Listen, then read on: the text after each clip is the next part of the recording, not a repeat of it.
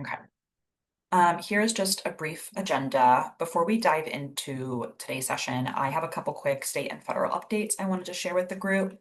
Then I'm going to hand it over to Rebecca Arnold at New Ecology, who will walk us through some case studies that her team has prepared that cover issues from emissions reductions to ensure BEPS compliance to leveraging different clean energy funding in Maryland, as well as some, pre and post savings at properties post retrofit work. After that, we'll transition to more of an open discussion, and we're going to hear from Danielle England and her team at Homes for America, who will share more about their experience pursuing state funding like MIHA and the Greenhouse Gas Reduction Program, and how Homes for America has been able to use these dollars to advance green measures across their portfolio. And then, of course, there'll be time for questions at the end. So last week or earlier this month, Congress passed the One Big Beautiful Bill Act, or OBA. And OBA makes permanent certain Trump era tax cuts and raises the country's debt ceiling, and also includes some significant funding cuts to social services and clean energy programs.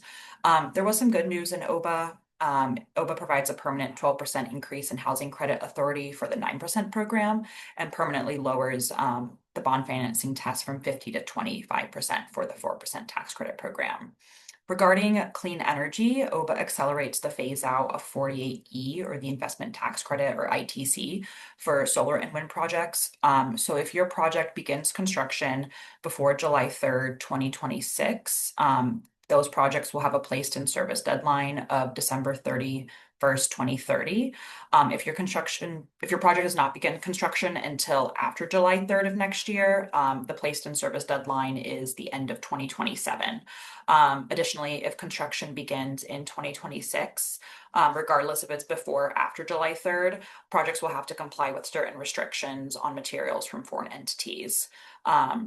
OBA does not, however, begin to phase out credits for battery storage until after 2032. Won't go into a lot of detail about OBA beyond this, but if you have questions, we're always happy to chat if you want to shoot me an email afterwards, or just want to chat more. OBA also does rescind unobligated funding in some key IRA programs. This includes HUD's Green and Resilient Retrofit Program and EPA's Greenhouse Gas Reduction Fund. Obviously, there's still the court cases to figure out what's going on with the National Clean Investment Fund and CCIA. So a little unclear what the status of those programs will look like until the courts, move forward and the decisions come out of there. But that's what we have right now. And then in terms of state update, MEA is seeking input on their Maryland BEPS Technical Assistance Program. So there's an RFI out that folks can put input in or share their responses through the end of the month. But this is an opportunity that if you do have BEPS covered properties in your portfolio, and you know that there's going to be certain assistance that you would like to have from Maryland as you go through this process of compliance, this is a great opportunity for you to provide feedback, share your questions, your concerns, things like that. Obviously, we'll be providing some TA through our program, but that's just through the end of the year. So if there's support that you'd like to have in terms of compliance beyond that, this is a great place to share your input. The QR code is on the screen, but I'll also be sending out the link afterwards, so folks can take some time to read through the questions that MEA is asking. And then upcoming webinars, we only have 3 more after this. At the end of the month, we're going to be talking about Maryland Clean Energy Funding. So we'll touch briefly on some of those programs today, just through the examples and case studies we're going to be sharing, but we're going to dive a bit deeper into those funding sources at the end of the month. And then in August, we're going to hear from New Ecology about best practices when it comes to energy audits and zero time plans. This is a great way to just think about long-term sustainability at your properties. And then at the end of the month, we're going to talk about how to successfully engage community members, which are your residents, to make sure that, this clean energy work is being done equitably and not increasing costs for anyone, and is making a holistic approach to clean energy work. So with that, I'll hand it over to you, Rebecca, and you can get us started with your case studies. Sounds good. About to share.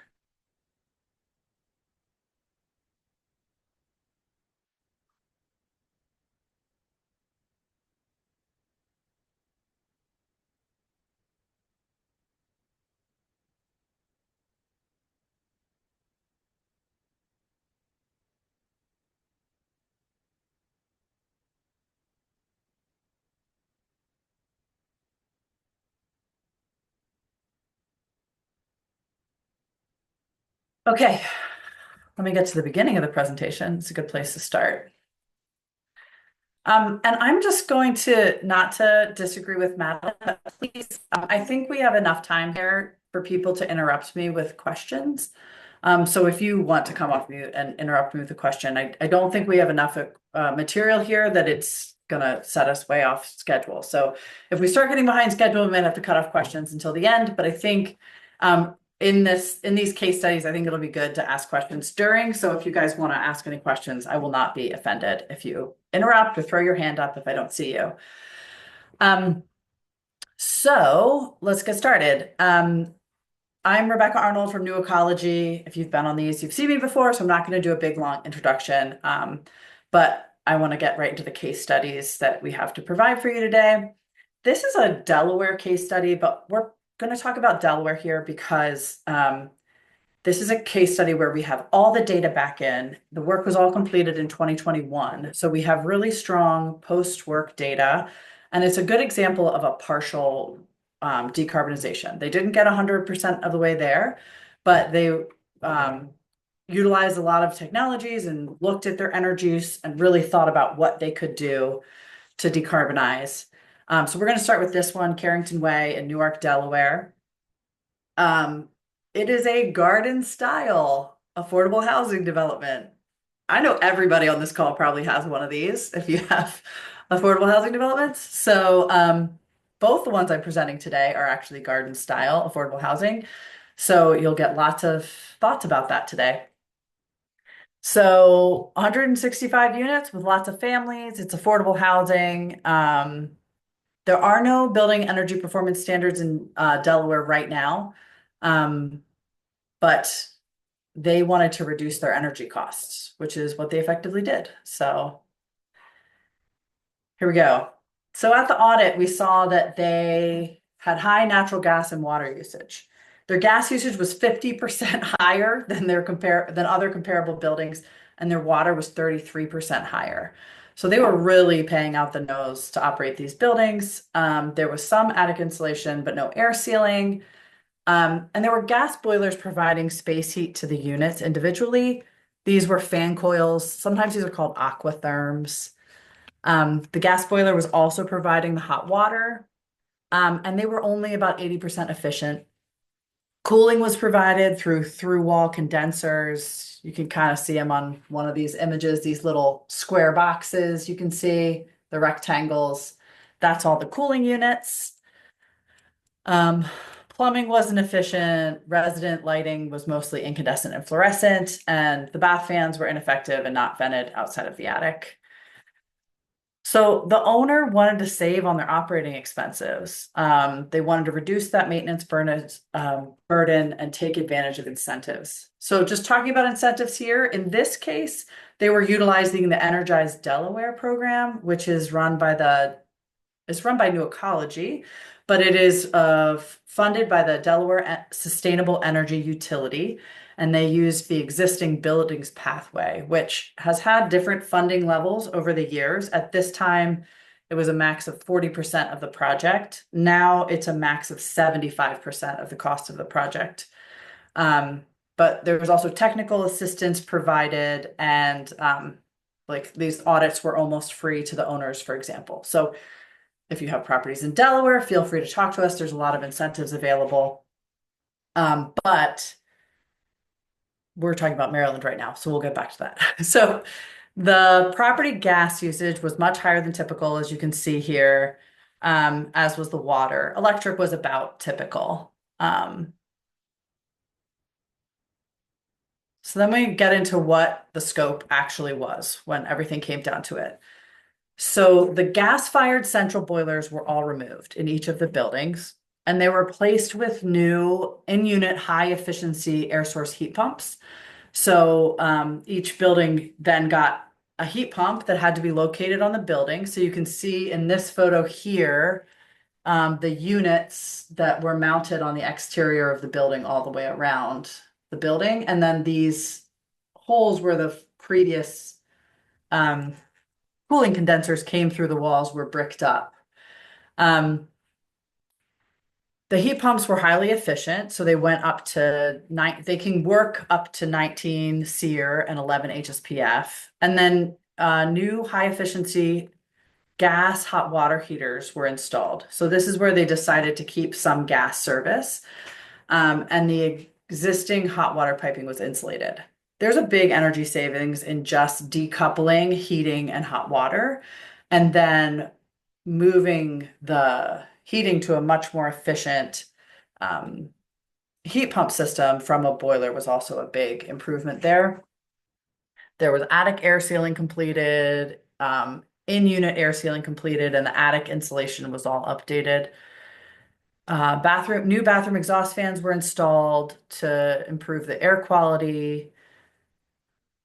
LED lighting was installed in each unit. Occupancy sensors installed in the common areas. Ultra low flow toilets and water conserving aerators and showerators were installed throughout all the buildings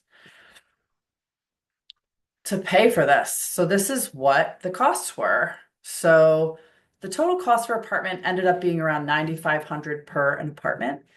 I will say that this project really benefited from really low air source heat pump costs.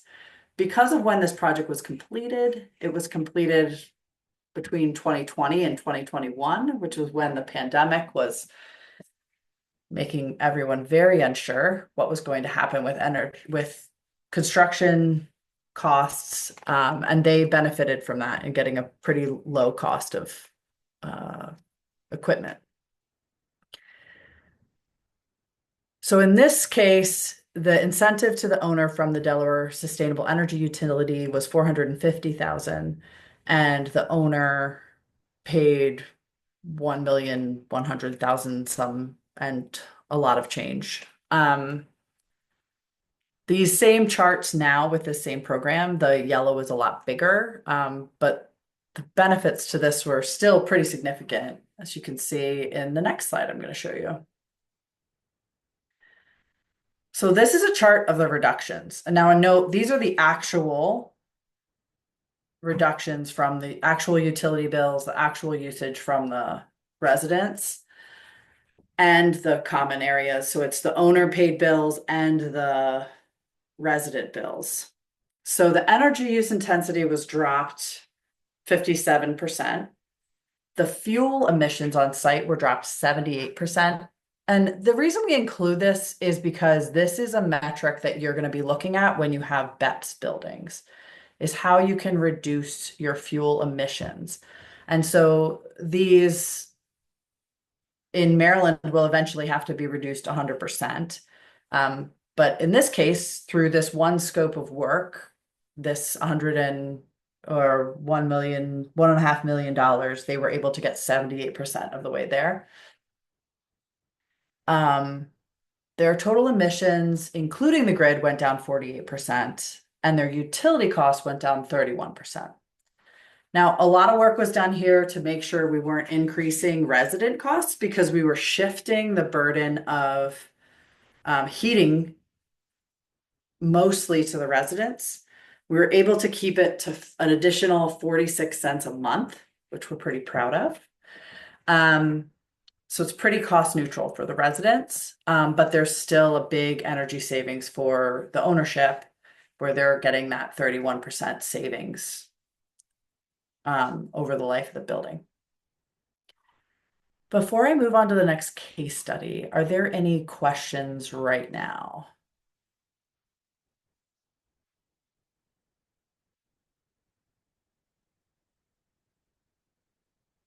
Okay, I'll go on to the next guy.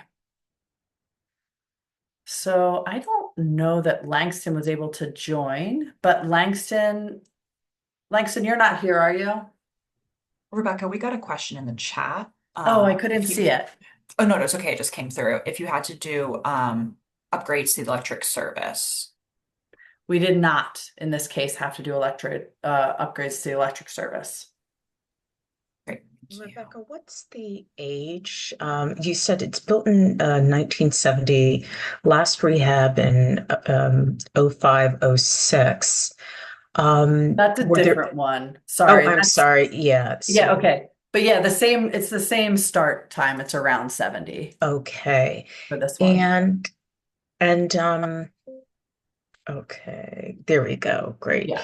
And did you find that you had to do a environmental or property condition assessment for every building, or did you make some assumptions?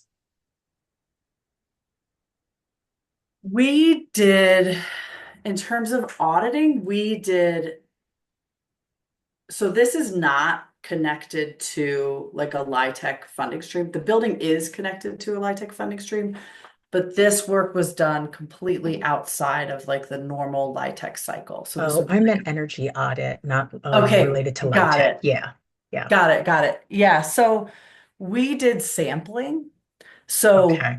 we went to, there's protocols for how you sample a building set like this, Hmm. um, that are set by different organizations, like the Building Performance Institute has a multifamily protocol. And so Okay. we sample a certain number of units Okay. and we go into those units and extrapolate what the conditions are based on that. Okay. And we'll go to most of the building's mechanical rooms. In this case, we went to most of the units, saw most of the units' boilers and hot water heating systems, but we didn't have to go into every resident's room. Got it. Okay. Yeah, because some of the properties that we are looking at are, 150, 200, and wondering what the Mhm. lift is and expense. And if you need to do an energy audit for 100% of the units, but sampling is great. Okay. Yeah, it's usually around 10%. 10%. Okay. Yeah, it's usually around 10%. Yeah, that makes a big difference. Um, any other questions about Carrington Way? I will also note that the boilers were at the end of their life expectancy. So they were going to need to replace their boilers or decide what to do. So there's one element that I'm not sure I mentioned that is probably of interest to people. And Rebecca, you may have mentioned this, but when this developer embarked on this green retrofit, had they started applying for any green funding, or what was that?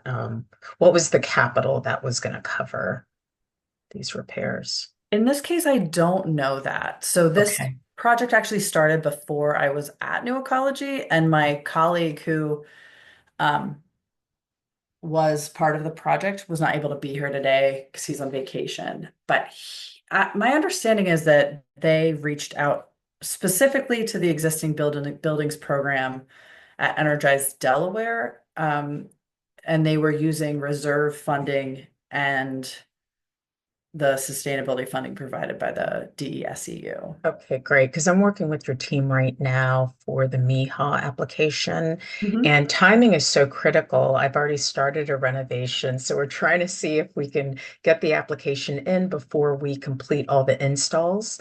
Mhm. So that was curious if they had come first with, okay, we want to do this, but we want to make sure that there's funding behind it to support these renovations. Okay, Yeah, and we were able to tell them what funding was able to be behind this because we provide both the technical assistance and approve most of the funding. Like we aren't the funder, but we do the calculations, which is different than in Maryland, where whoever audits the property then sends it to MIHA, and they have a pretty right. good sense of what it's going to be, but it's not 100% sure.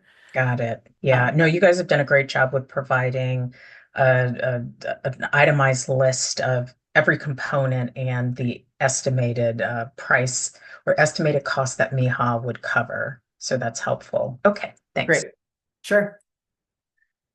I'll move on then to Lansdowne. I don't think Langston was able to join. He's doing a lot of work on this with AHC Greater Baltimore. So this is a different type of project in that it is a big old do it all at once project. So this project is going for LIHTC refinancing, not going for it. It has been approved for LIHTC refinancing, and it got a GRRP award, and they've pulled together all these funding sources that are now, of course, shifting, but this is a big do it all at once. At the end of this project, the plan is that they will have zero emissions on site and they will produce as much energy on site or buy renewable credits for all of the energy produced on site. So this is kind of the do it all at once with one big capital investment. Very similar building typology, last rehabbed in 2005, 2006. Each unit has its own gas furnace. They're all roughly about 80%.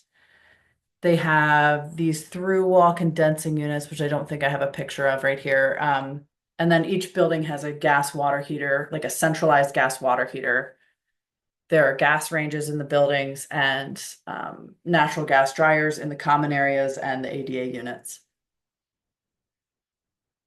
They're going for some certifications here. They're going for Energy Star, Enterprise Green Communities Plus, which means that's where you get the zero energy at the end. And then the zero energy, which is 100% offset of their usage, both resident and owner with solar. And they're also going for Indoor Air Plus. This is how they're going to do it. So they're going to add continuous exterior insulation, R15, on the whole exterior of the building. There's bulkheads where the ducting on the top floor is completely exposed to the attic. So those are going to be closed off. Then there'll be air sealing and insulation done. In order to make the continuous exterior insulation work, they're putting in new vestibules because the entryways are open. So I have if you can see that in the images from back here. But see how these entryways are open? It complicates the insulation on the exterior. So we're building out these entryways. So these will now be enclosed entryways. They'll no longer be open air. And Energy Star windows. So a big part of this is also ventilation and moisture control. So they're going to trench around all the buildings and add an exterior foundation drain and include that insulation all the way down the foundation wall. And it's not as expensive as we thought it was going to be, I have to say. Really was like, this is going to break the bank. And it's much better than I expected. It also does not impact all of the trenching. It doesn't impact their stormwater calculations, which I also was not expecting. But because it is not a long-term change to the impervious area, it does not impact the stormwater calculations. Rebecca, we got a couple questions in the chat Oh, about that.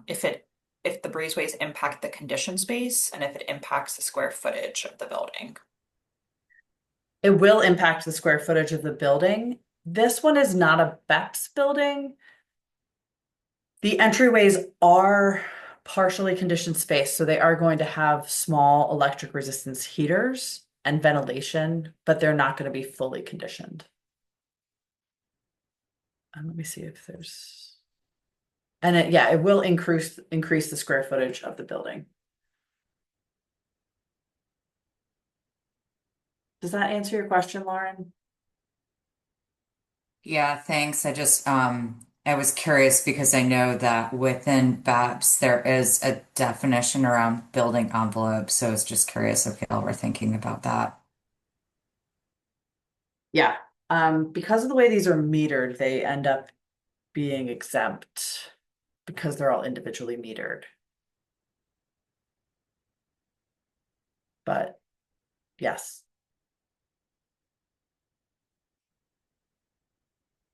They are going to be painting a vapor barrier on the slab in the below grade units, new roofs. The ventilation, we're going to talk about this a little bit in the next section on mechanical equipment, but the HVAC system they've chosen has an integrated ERV to provide continuous ventilation. And they're also installing Energy Star bathroom exhaust fans and kitchen range hoods. And then an in-wall dehumidifier for each unit.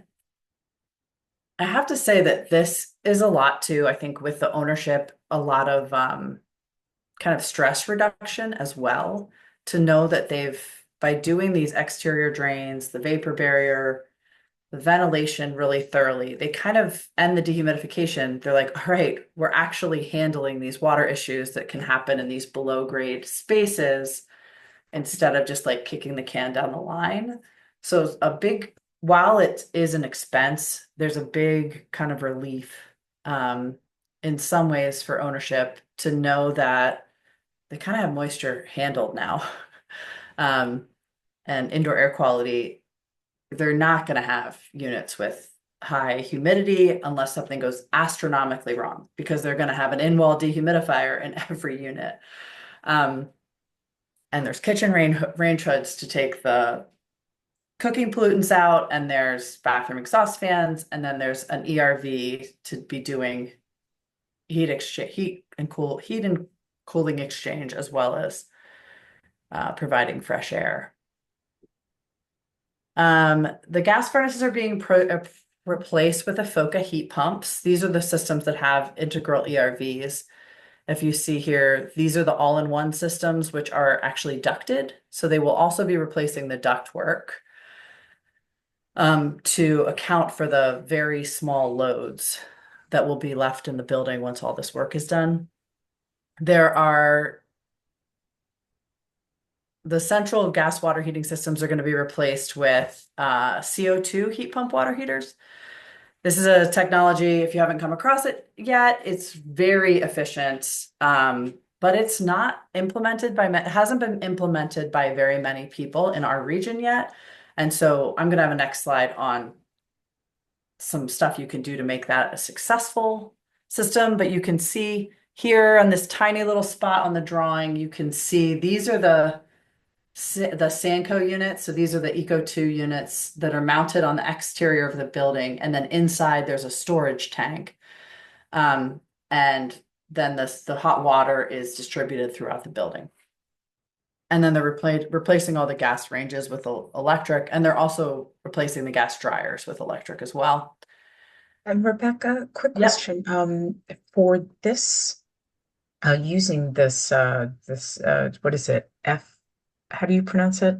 This heat pump? Oh, it's a Poca. I always say a Foca, but I think it's a Poca. It's like Apoca. epic, but Yeah. then it's like a Poca.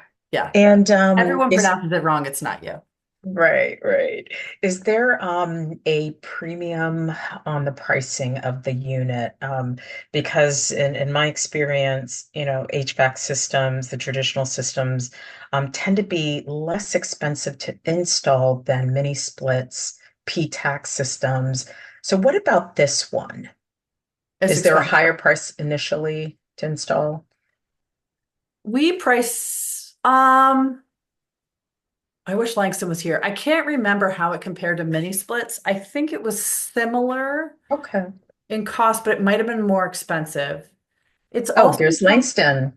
oh, I am Langston's Hey here, on. but there. I cannot recall off the top of my head right now. I can maybe look back and see if I can find something, but I can't remember if it was. I don't think that there was that big of a price difference, which is why I Okay. think we went with the Epoca system because um I don't think that I don't think that there would have been high that like there wouldn't be that big of a gap Got it. for Okay. savings between the two. Okay. Yeah. Yeah, but it is much more expensive Yeah. than a traditional gas furnace. Yeah. Yeah. And then for a lot of these, I'll say the ductless HVAC, in terms of operation cost, it tends to be lower because you're not, heating and cooling an entire space all at once versus sometimes select rooms or sections of a building. Okay. Yeah. Um, Okay. yeah, it's accurate. Um, so for the central hot water system, I'm just going to take a second and say I had to put a picture of people in here somewhere. So there's this little picture of my coworkers. But we did some additional testing at Lansdowne to actually test the amount of water that the buildings were using. And I think one of the things that we have actually done a lot of research in our New England office about the effectiveness of these new CO2 heat pump water heating systems. And we've found that they've been oversized in a lot of buildings. They've been installed pretty extensively in New England, in the Boston area especially. And so Neil, the guy with the red hair there, came down from Boston and we did some flow metering to actually test how much water the building was using. And we were actually able to recommend smaller systems for most of the 14 buildings. They were all being oversized by the manufacturer and the mechanical engineer. And we were able to talk to the mechanical engineer, and he was able to talk to the manufacturer. And we were able to give such accurate data that they were able to say, oh, yes, we can do this. Like, we can safely downsize these systems, which saves a lot of money per building. So instead of each building needing 4, most of the buildings only needed 3 units. So that was a pretty important thing to think about. The other thing I have included here is this little diagram at the bottom. It's a piece of a diagram of how these systems work.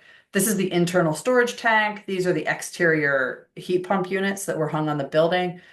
But one of the things you note here is like the water tank is hot at the top and cold at the bottom.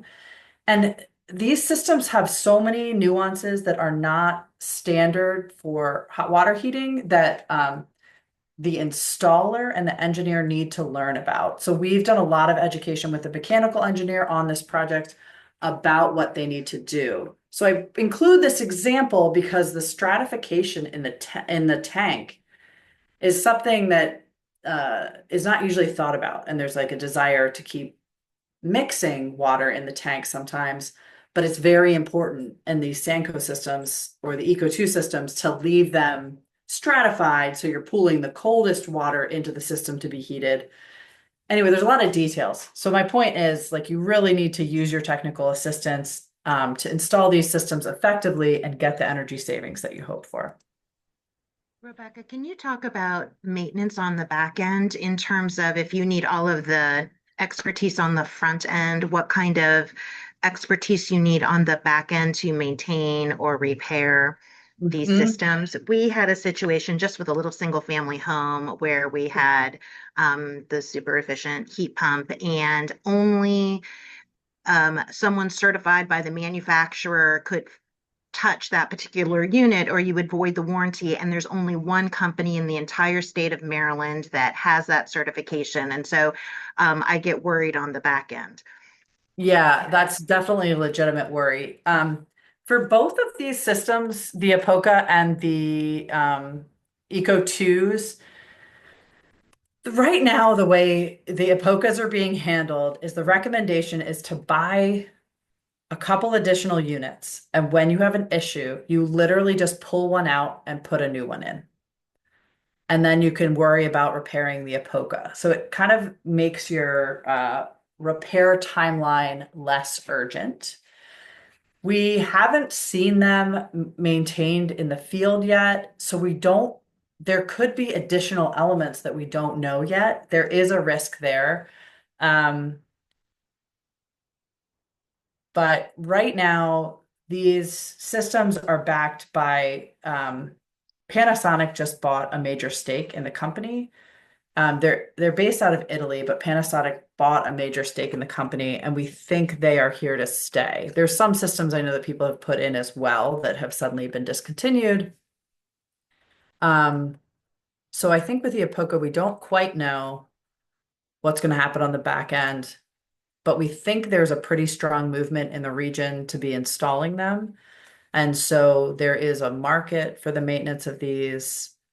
And the strategy of being able to just switch out the unit, because they're not like big furnaces like you have typically, is a pretty appealing strategy to maintenance. So they can just do a quick swap out instead of, agonizing over the equipment.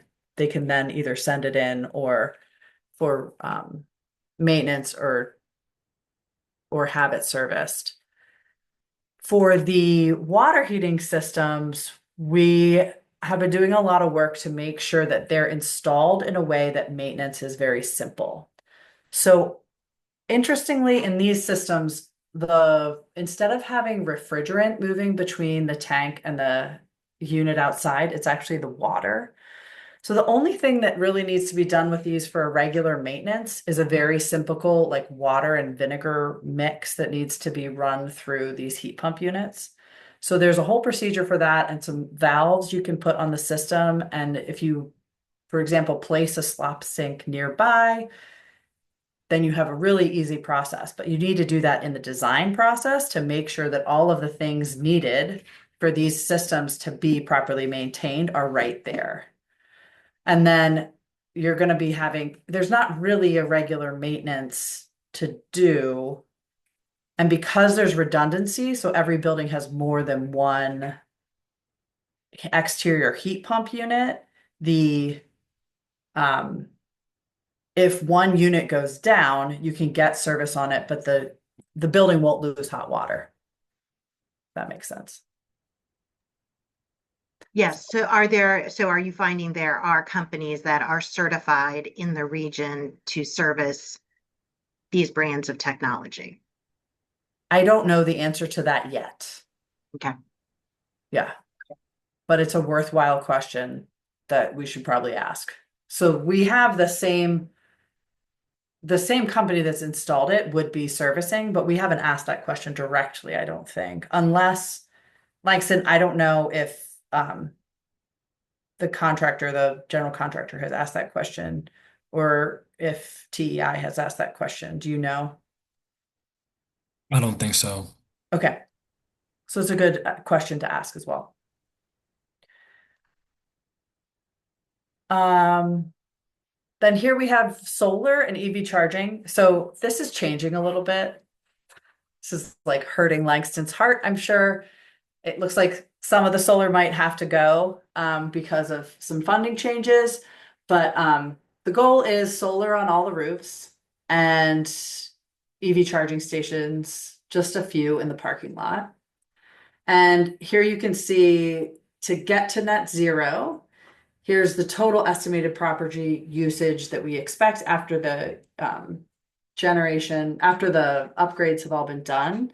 And then you can see the carport solar was meant to provide about half, and then the rooftop solar to provide about half. Now, these are preliminary calculations. There's further solar evaluations that have been done on the property since then. Yeah. And I think I'm going over time, so I'm going to move up a little bit faster. I put in this juggling person, Langston, for you. This is Langston.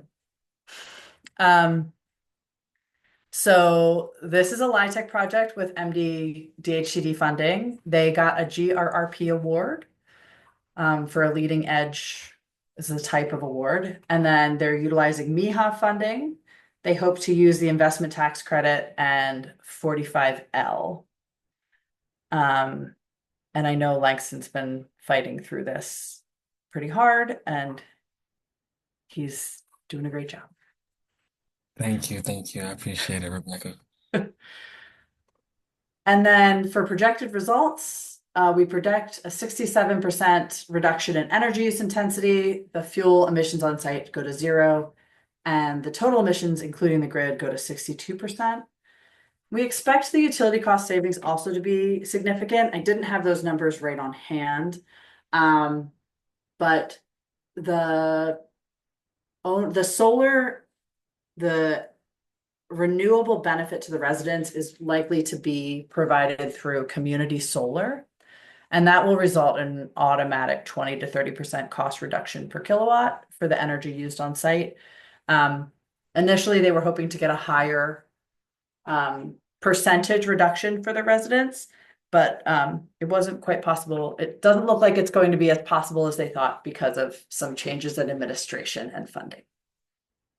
So, and I think that's it from me. Any final questions?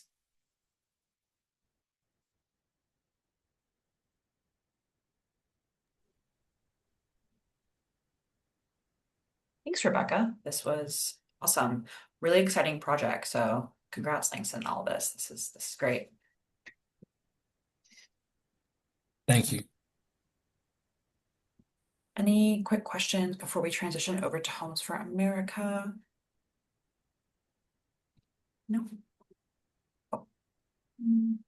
Rebecca, do you know if there's any like contractor lists that MIHA or Empower or any of the other programs have started putting together around qualified contractors? I know like in some of the other states right now, specifically where they haven't had programs like this, the DOE rebate programs are forcing them to put those lists together and make sure that they have qualified folks. So I was wondering if a resource like that was out there or maybe in development.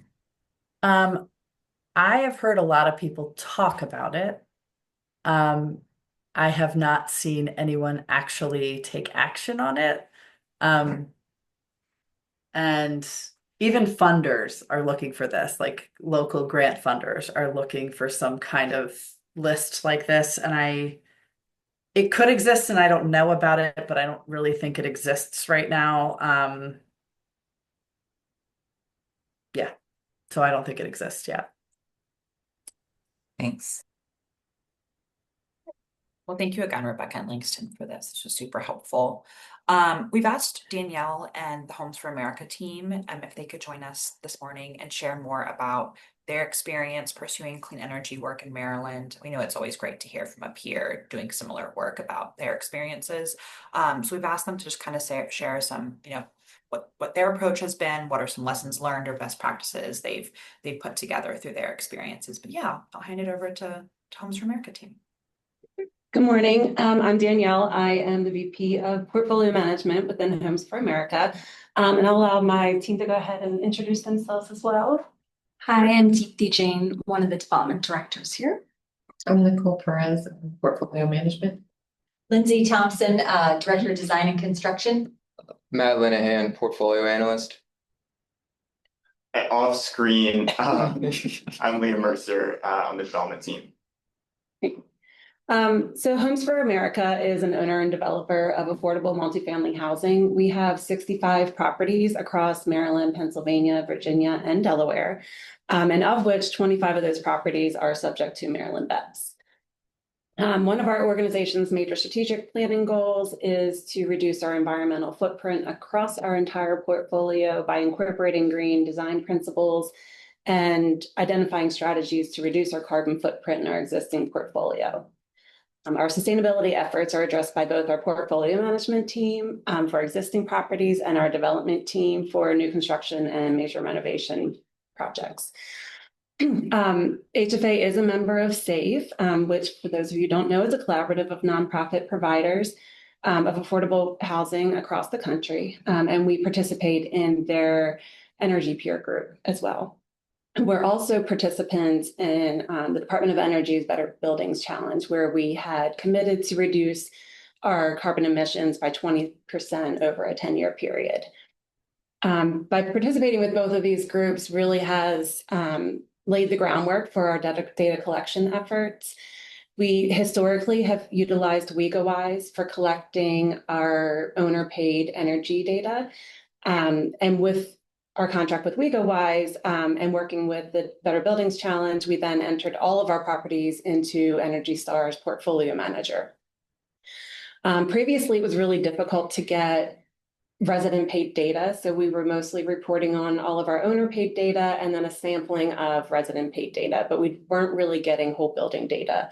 Until now, most of the major utilities are using the EUDS energy usage data system. So we have all of our BGE, Pepco, and Delmarva properties where we can get aggregated data through this website and just a few buttons, maybe a few more buttons, then connects with Energy Star Portfolio Manager. We can connect with the Maryland BEPS team, and it makes reporting that data super simple. So for the first year of benchmarking, we'll be performing that in-house, which will save our properties money, and we'll only need to utilize a third party every 5 years as required. We also are members of the Housing Partnership Network, which is another collaborative of affordable housing partners. And through this partnership, we received technical support through No Ecology to do a portfolio analysis to kind of create us a roadmap for our decarbonization efforts. With this, they analyzed our entire portfolio and considering the properties by their building type and size, the heating systems, and the existing debt on the properties to then recommend us a package of measures by categorizing those properties by property type and identifying different funding sources that we could utilize.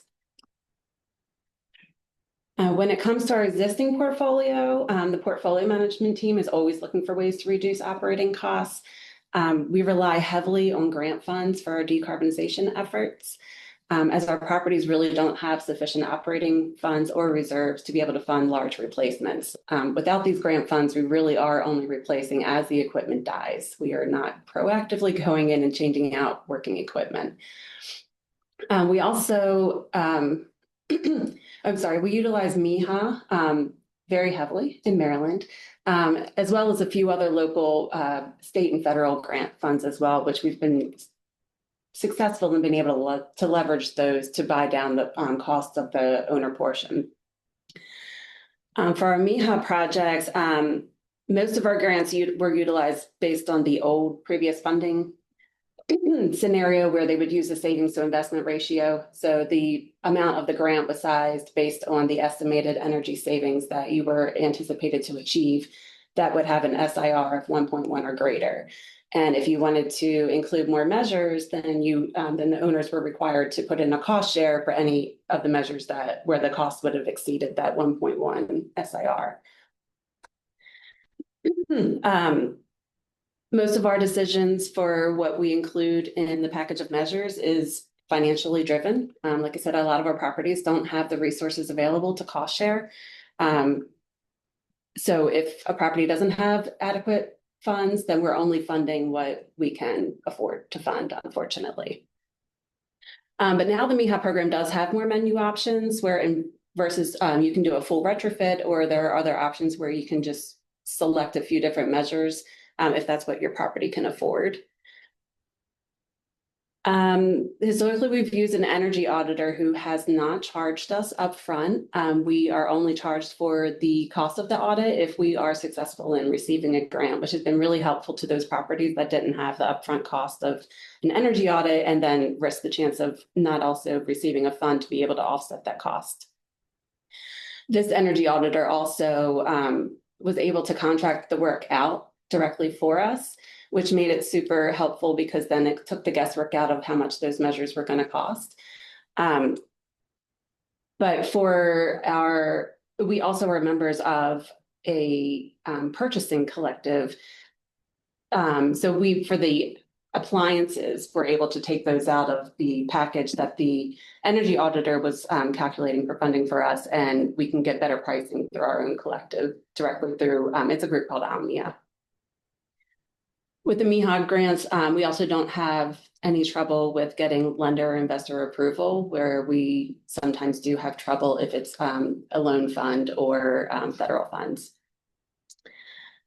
So two recent examples are, we've had two properties recently that were funded by MIHA, where we originally thought that we were not going to be able to do many of the measures because the property didn't have any resources available. They were both townhome communities, less than 35 units. They were outside of their 15-year tax credit compliance period, and there really weren't a lot of resources available. The reserves had pretty much already been drained, and the equipment was mostly original to the property and was nearing the end of its useful life. Luckily, MIHA was very patient with us, and we were able to secure additional grant funds. For one of the properties, we received a grant through the Maryland Affordable Housing Trust, and that almost completely offset the cost of the owner share to allow us to do all of those improvements. And then another property, we were able to receive CDBG funds, which are federal funds, so it made the process much longer, but that also offset the owner share cost there. So for both of those properties, we're able to obtain all new HVAC, water heaters, lighting, and kitchen appliances. We also have an application in for the GRGHP funds. This will be our first property that we are considering for electrification. We had applied for the award and were provided a reservation, but then I think as a lot of owners, you're like, well, what do we do now? It's great that we have the money to do it, but didn't know where to begin. There wasn't a list of approved contractors to reach out to. So we kind of sat on that reservation for a little while.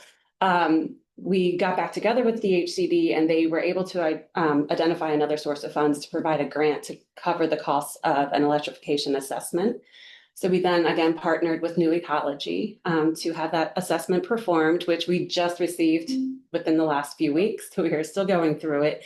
But for this property, we're anticipating for a full electrification project, the cost would be a little over $2 million.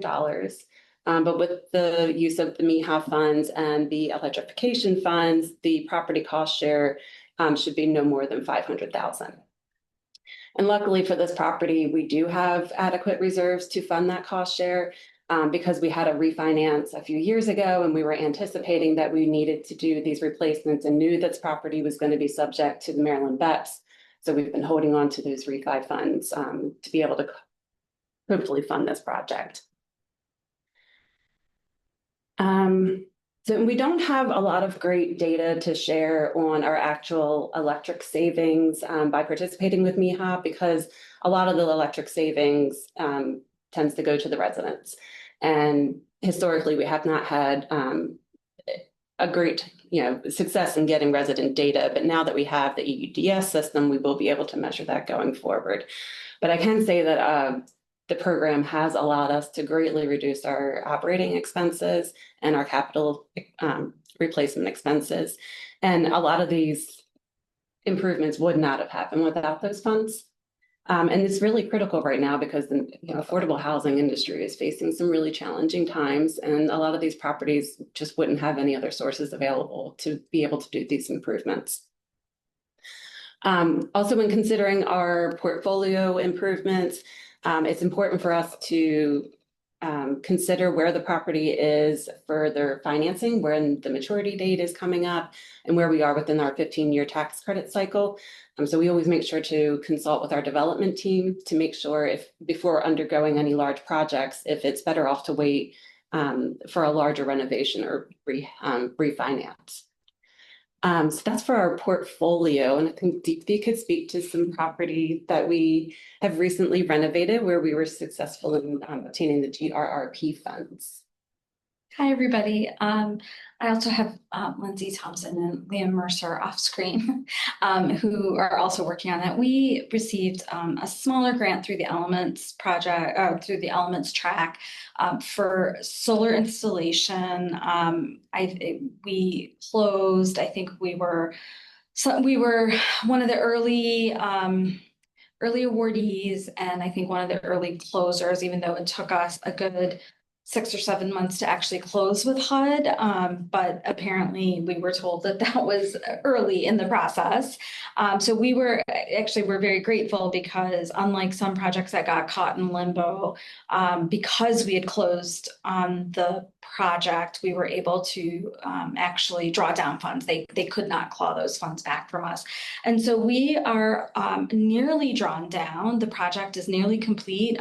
They did connections yesterday. And we have to do a final permit and inspection before the project is deemed officially placed in service and we can draw down the remainder of the funds. So, I mean, the unfortunate thing is, the green retrofit program, of course, is going away. But, from a functionality perspective, I think it's actually a really great program because it funded pretty much all of the cost of the solar panels.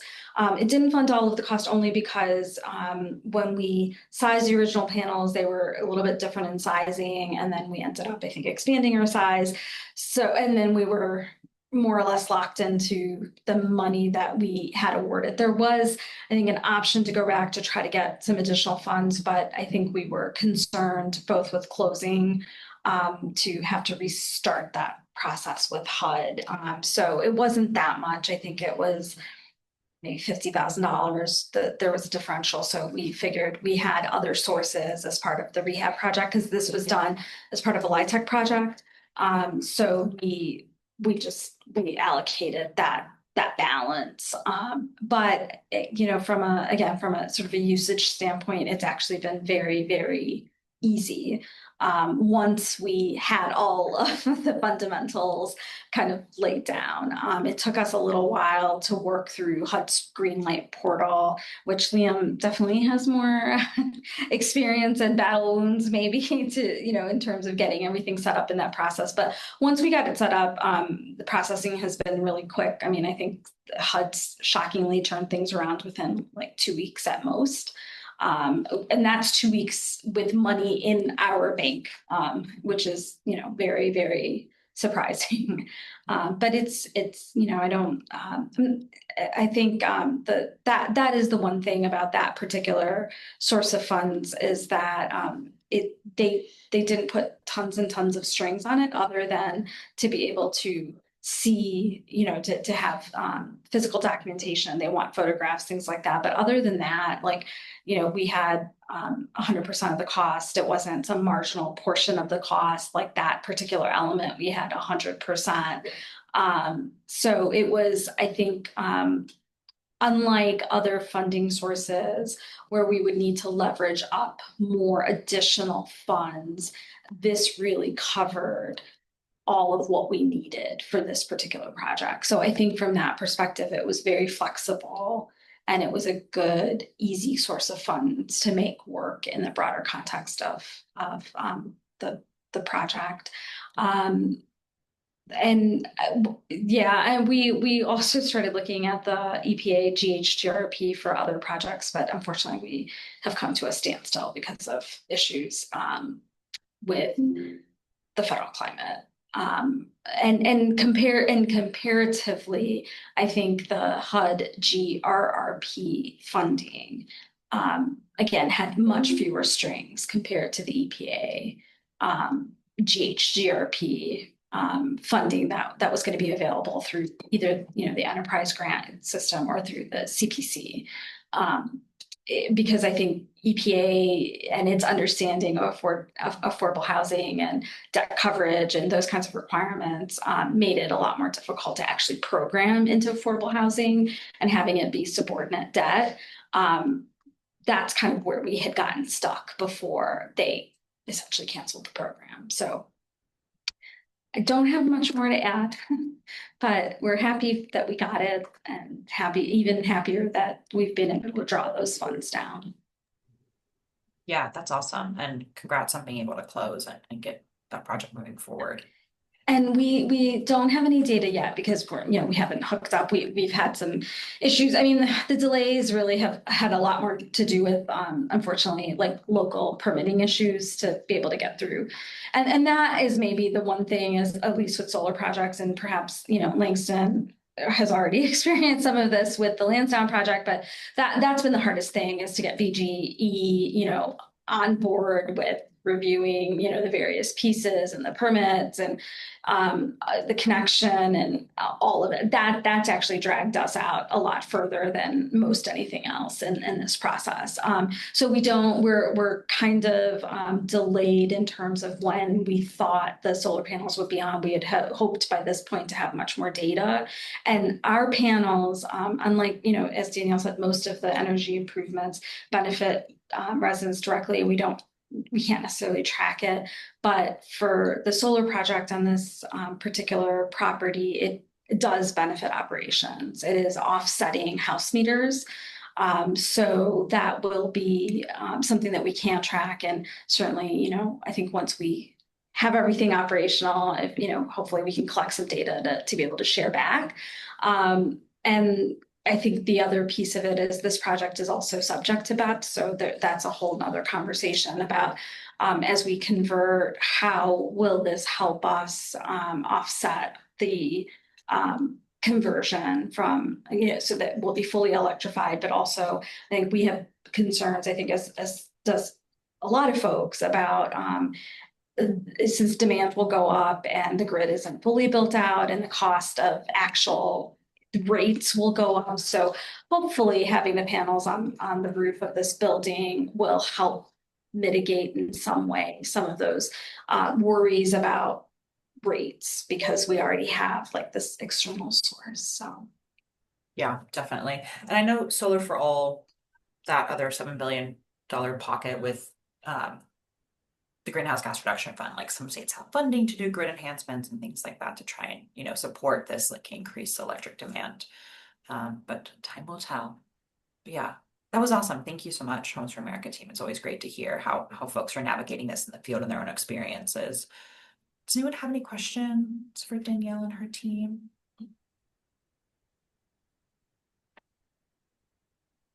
I will say, if you have like funding specific questions that can't be answered today, our webinar in 2 weeks is going to focus on a lot of the funding programs that Danielle talked about when she gave her overview, like MIHA and what is Green GRGHP?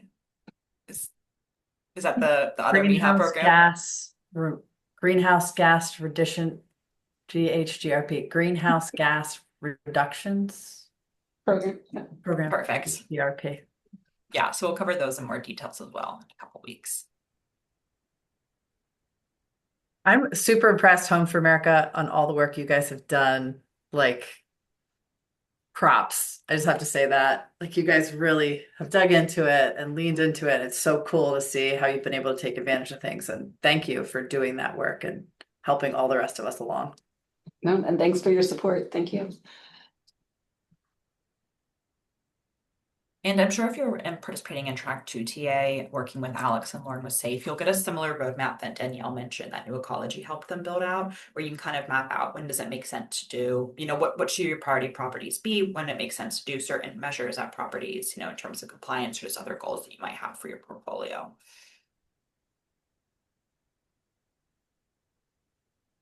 Okay, well, great. If there's no questions, we can go ahead and hop. We'll make sure we get a session recording and the slides sent out to everyone afterwards. And Danielle, if it's okay with you, I can include your email in case folks have any follow-up questions about the things you touched on today. Sure. Great. Well, thank you again, Homes for America team, New Ecology, and AHC for being here today, and for everyone else. And we'll see you in a couple weeks. Thanks, everyone. Thanks.